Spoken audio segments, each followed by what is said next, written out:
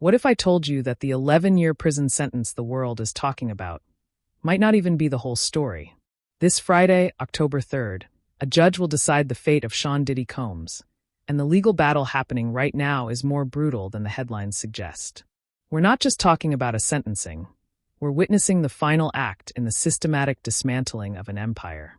This is about a prosecution team that says it has evidence of decades of unchecked violence, and a defense scrambling with a last-ditch effort to keep a mogul from becoming inmate number one. Stick with me, because we're breaking down the legal chess match, the shocking new arguments, and what this sentence really means for power, justice, and the music industry forever. Let's get straight to the core of the battle. On one side, you have federal prosecutors who are not just asking for a sentence. They are demanding a statement. They've officially recommended that Sean Combs serve at least 11 years in a federal penitentiary for his 2 convictions related to transportation for illegal purposes. Now, on the other side, you have Diddy's legal team, and their request could not be more different. They are pushing for a sentence of no more than 14 months, which, when you consider the time he's already served in pretrial detention, could mean he walks free relatively soon. This isn't just a gap, it's a chasm. And it reveals the fundamentally different stories each side is telling the judge. The prosecution isn't just sentencing the man for 2 criminal counts. They are putting his entire persona on trial, arguing that the 2 transportation charges are merely the tip of a massive iceberg of violent, abusive, and coercive behavior spanning decades. Remember, Diddy was acquitted of the more severe charges like sex trafficking and racketeering. But here's the critical legal strategy the prosecution is using. They are asking the judge to consider this uncharged conduct during sentencing.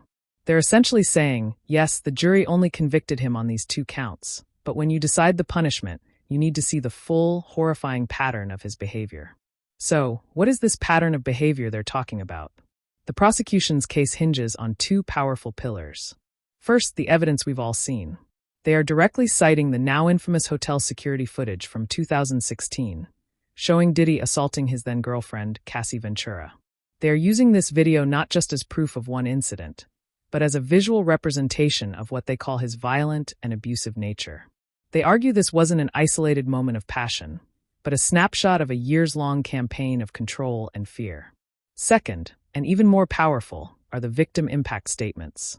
Cassie Ventura, who was both his former girlfriend and the star witness at his federal trial, has submitted a deeply personal letter to the court. And this is where the case transcends legal jargon and becomes human.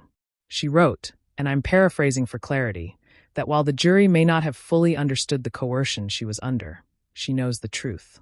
She stated, "I know that I engaged in freak-offs because of the force and coercion the defendant used against me." This is a monumental statement. She is directly challenging the defense's narrative and asking the judge to see through the legal technicalities to the lived reality of his abuse.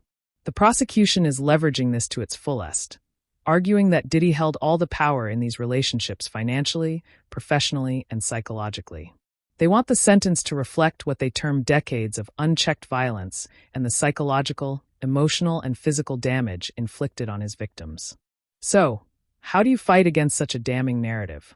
Diddy's defense team is employing a classic, yet high-stakes strategy, the character witness campaign.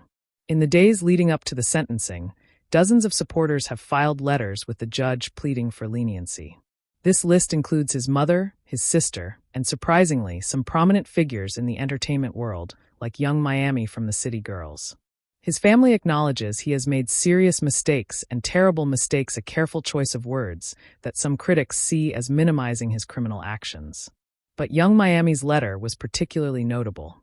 She, who dated Diddy for 2 years, described him as a loving, genuine, supportive, and always encouraging man who is not a danger to the community. She emphasized that his children still need him. This has, unsurprisingly, sparked immense backlash.